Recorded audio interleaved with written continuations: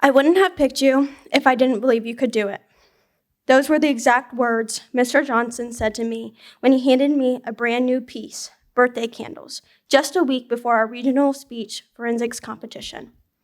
I remember staring at it, overwhelmed and unsure if I could even memorize it, let alone perform it well, but Mr. Johnson didn't waver.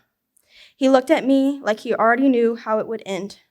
And in a way, he did, because a week later, I won first place at regionals, and not long after that, I placed at the state level. I had gone from fear and self-doubt to success and recognition, all because one person chose to believe in me before I believed in myself.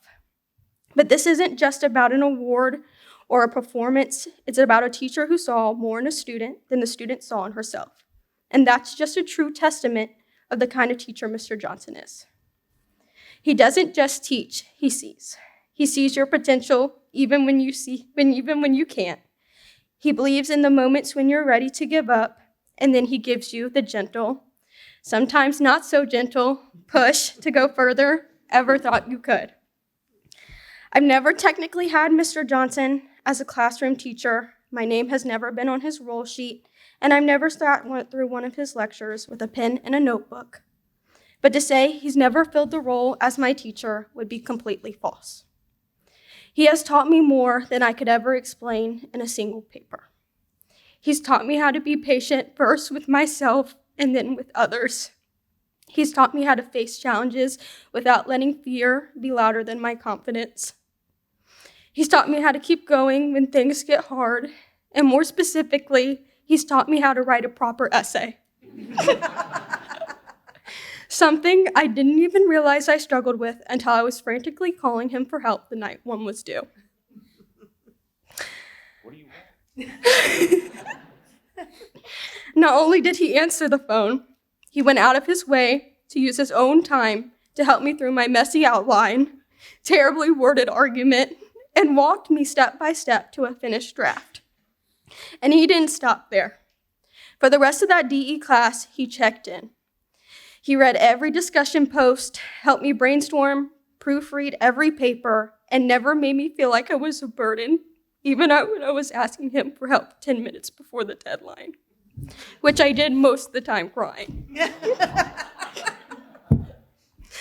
And that's just academically. Athletically, he went even further. Calling himself Cheer Dad, he stepped in to coach a sport despite ever playing or coaching it, because if he didn't, no one else would. He coached competitive cheer for 2 years, spending hours of his own time learning how to coach and more of his own money than anyone ever asked him to. Also, we could be the best possible versions of ourselves on competition day. He trained us with discipline, showed up with passion, and reminded us that the details matter, not just in the routines, but how we show up for each other. He left a mark on our team that year, as many of us still quote the phrase he made for the year, "One team, one dream, win." Mr. Johnson is a rare kind of teacher, the kind who doesn't need a classroom to teach and doesn't need a lesson plan to leave a lesson that sticks. He's the teacher you remember for the rest of your life, not because he made things easy, but because he made you better. So thank you to the man who once told me I learned how to play Beethoven so that I could play Piano Man better.